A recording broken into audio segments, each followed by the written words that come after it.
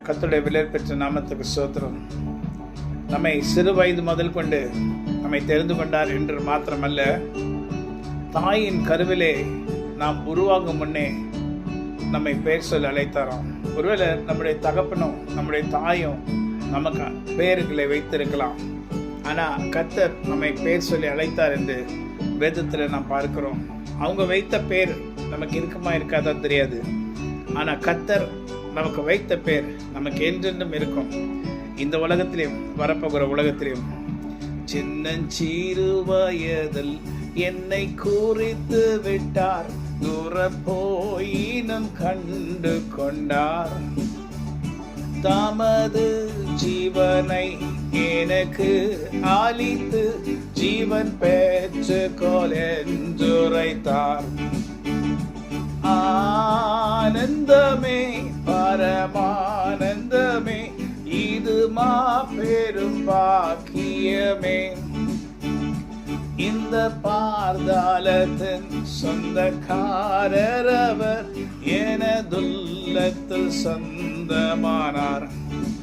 சிறிய வயது முதல் கொண்டு மாத்திரமல்ல, தாயின் கருவிலே உருவாக முன்னே நம்மை பெயர் சொல்லி அழைத்தார். எப்படி அது முடியுமா? அவரால் கூடும், மனுஷனால் இது முடியாது. நம்முடைய நினைப்பில் இது நினைச்சு பார்க்க முடியாது. ஆனால் கர்த்தரால் அது முடியும். நம்மை தாயின் கருவிலே உருவாவதற்கு முன்பே நம்மை பெயர் சொல்ல அழைத்தார் என்று வேதத்திலே நாம் பார்க்கிறோம். என்ன ஒரு வார்த்தை இல்லை! எந்த சயின்டிஸ்ட், எந்த விஞ்ஞானி சொல்ல முடியும்? இப்படிப்பட்ட கர்த்தரை நாம் ஆராதிக்கிறோம். நாம் ஆராதிக்கிற தேவன் இன்னார் என்பதை நாம் அறிந்து கொள்ள வேண்டும். நம்மை தெரிந்து கொண்டு நம்மை நடத்துகிறார். ஹல்லேலூயா. ஆனந்தமே பரமானந்தமே, இது மாபெரும் பாக்கியமே.